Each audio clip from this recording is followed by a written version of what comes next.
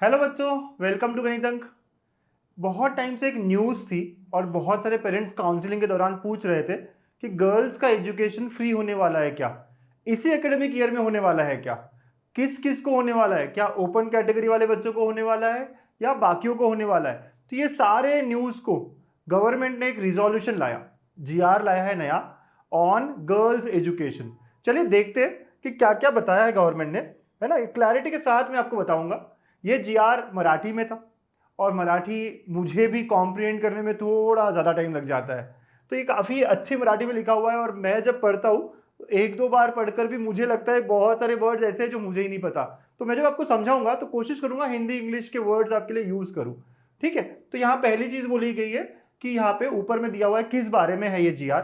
तो यहाँ पे बोला गया है कि व्यावसायिक अभ्यासक्रमास प्रवेश घेणाऱ्या आर्थिक दृष्टीच्या दुर्बल घटक मतलब ईडब्ल्यूएस, फिर आगे एससीबीसी और ओबीसी इन गर्ल्स कैंडिडेट को, मैं फिर से कहूँ कौन से गर्ल्स कैंडिडेट के लिए है बच्चा, ये देखिए आप है ना, ईडब्ल्यूएस, एससीबीसी, ओबीसी, जिनको पहले 50% फी में ये था, ट्यूशन फी में वेवर था, अब उन्हें 100% होने वाला है उसके मंजूरी के बाबत, है ना, ऐसा बोला गया है।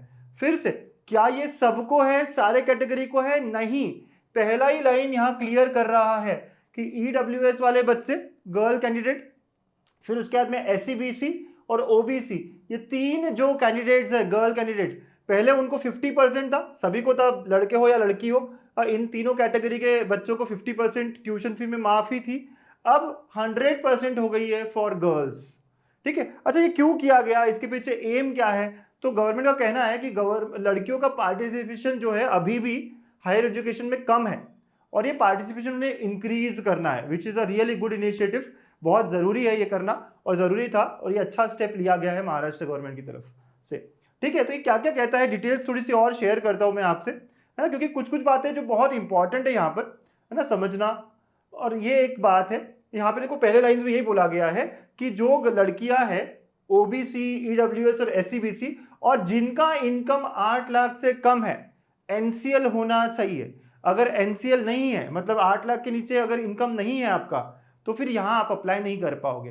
तो जिनका इनकम 8 लाख से कम हो, इन तीन कैटेगरी के लड़कियां, गर्ल कैंडिडेट, उनको ट्यूशन फी में, अगेन जब आप फीस भरते हो तो सिर्फ ट्यूशन फी नहीं होती, वहाँ डेवलपमेंट फी होती है, यूनिवर्सिटी चार्जेस होते हैं, है ना, स्टूडेंट डेवलप, कुछ अलग अलग चीजें होती है, तो वो फीस आपको भरनी पड़ेगी जो बहुत कम हो जाती है।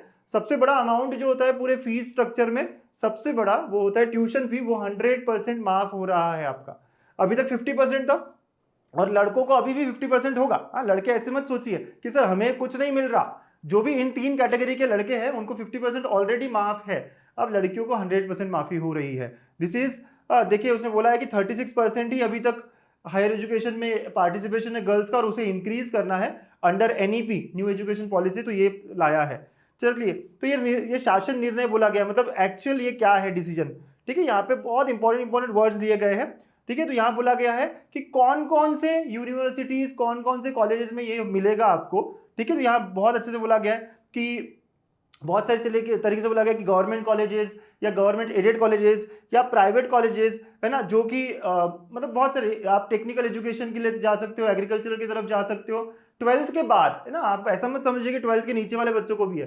12th के बाद जो हायर स्टडीज के लिए, मतलब जो भी इंजीनियरिंग या डिग्री कोर्सेज की तरफ जा रहा है, वहां पर सब बच्चों को, गर्ल कैंडिडेट्स को ये सहूलत है, ये कंसेशन है, ठीक है। और कौन कौन से कॉलेजेस में देखिए, तो यहाँ बोला गया सार्वजनिक विद्यापीठे, शासकीय विद्यापीठे, और यहाँ एक इंपॉर्टेंट चीजें बोली गई है, ये बहुत इंपॉर्टेंट है मेरे बच्चों, ये ध्यान से देखना, कि खासगी अभिमत विद्यापीठे, स्वयं अर्थसहाय्यित विद्यापीठे वगळून, मतलब कुछ यूनिवर्सिटीज जो खुद से सेल्फ फंडेड है, उन यूनिवर्सिटीज को छोड़ के, जैसे कि कहाँ कहाँ ये अप्लाई नहीं होगा बता दूं आपको, अगर आप रामदेव बाबा यूनिवर्सिटी में एडमिशन लेना चाहते हो तो वहां कंसेशन नहीं होने वाला, या एमआईटी डब्ल्यूपीयू में ले रहे हो वहां नहीं होगा, या पिंपरी चिंचवड की जो पीसीयू है वहां ले रहे हो तो वहां नहीं होगा, विश्वकर्मा की यूनिवर्सिटी है वहां नहीं होगा, तो इन सारी जगहों पे ये आपको कंसेशन नहीं मिलेगा। यहाँ बोला गया है बहुत ही अच्छे से, खासगी अभिमत विद्यापीठे, स्वयं अर्थसहाय्यित विद्यापीठे, मतलब ऐसी यूनिवर्सिटीज जो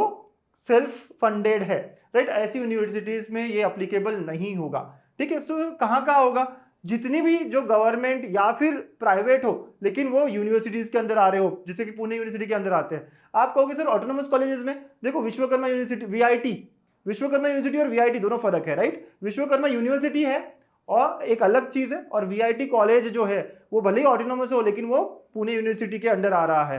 तो वीआईटी में आपको कंसेशन मिलेगा लेकिन वीयू में नहीं मिलेगा। वैसे ही पीसीसीआई कॉलेज, उनके जो बाकी सारे कॉलेजेस है वहां सब मिलेगा, लेकिन पीसीयू जो उनकी यूनिवर्सिटी है वहां नहीं मिलेगा। आई होप आपको ये सारी चीजें पता है, ठीक है। तो जो ऑटोनोमस हो नॉन ऑटोनोमस हो लेकिन वो यूनिवर्सिटी के अंदर अगर आ रहे हैं तो उन्हें वहां पे कंसेशन गर्ल्स को देना पड़ेगा, ठीक है। तो बहुत बहुत इंपॉर्टेंट जीआर था गर्ल्स के लिए। आगे और थोड़ी चीजें, और ये भी बहुत इंपॉर्टेंट चीज है जो मैं यहाँ पे हाईलाइट करना चाहूंगा बच्चा आप सबके लिए, कि ये जो है उन्हीं लोगों को मिलेगा जो सेंट्रल एडमिशन प्रोसेस के थ्रू एडमिशन लेंगे। कैप प्रोसेस में जिन जिन ने एडमिशन लिया उन्हें ही मिलेगा। यहां बोला है व्यवस्थापन कोट्यातील व संस्थावरील प्रवेश वगळून, मतलब कि मैनेजमेंट कोटा या फिर आप इंस्टीट्यूट लेवल सीट्स लेते हो तो उसमें ये कंसेशन नहीं मिलेगा। या बहुत क्लियरली बोला है बच्चों, बहुत ही क्लियरली बोला है, आप ध्यान से सुनिए इस बात को, कि कैप प्रोसेस से जिनका एडमिशन होगा उन्हीं को ये कंसेशन मिलेगा। फिर से बता दूं मैं कि अगर आप मैनेजमेंट कोटा से या फिर इंस्टीट्यूट लेवल सीट्स देख रहे हो, ले रहे हो, तो वहां आपको कोई कंसेशन नहीं मिलने वाला, ठीक है। तो यही बोला गया है। और इसके साथ साथ एक और चीज बोली गई कि जो कैंडिडेट्स ऑर्फन है, जिनके माता पिता नहीं है, उनको भी ये जो स्कीम है वो लागू होगी, राइट। तो यही सारी चीजें मैं बताना चाह रहा था यहाँ पे। और कुछ चीजें जो मुझे बहुत इंपॉर्टेंट लग रही थी क्लियर करना, जो मैंने बताया कि कहाँ नहीं होगा, राइट, वो बहुत इंपॉर्टेंट है। बहुत सारे बच्चे पूछते हैं सर मैं इंस्टीट्यूट लेवल से लूंगा, सर मैं मैनेजमेंट से लूंगा, लूंगी, बेसिकली लड़कियों के लिए है, तो मुझे मिलेगा क्या कंसेशन? तो नहीं, आप अगर कैप प्रोसेस के थ्रू लेते हो तभी मिलेगा आपको, ठीक है बच्चों। तो बहुत बहुत इंपॉर्टेंट चीज ये सब आप ध्यान रखिएगा और अपने डॉक्यूमेंट्स को रेडी रखिएगा, क्योंकि अब प्रोसेस स्टार्ट होने वाला है। आपको पता है कि टेंटेटिव डेट दी थी 10th, तो बस अब कैप प्रोसेस स्टार्ट होने वाला है। और मैं फिर से कहूंगा, कैप प्रोसेस शुरू होने का मतलब है पहला स्टेप आपको रजिस्ट्रेशन करना और अपने डॉक्यूमेंट्स को अपलोड और वेरीफाई करना, राइट। कॉलेज लिस्ट आपको 10-15 दिन बाद लगने वाली है, तो अभी भी टाइम है, अभी भी आप अपना अच्छा सा एनालिसिस कर सकते हो कि कौन सा कॉलेज कौन सी ब्रांच, ठीक है। लेकिन अभी आप पहले है ना अपने डॉक्यूमेंट्स को रेडी रखिए अच्छे से, अपने अपने कैटेगरी वाइज, ठीक है। तो चलिए आगे की प्रोसेस में भी हमेशा मैं अपडेट देते रहूंगा। Thank you and all the best.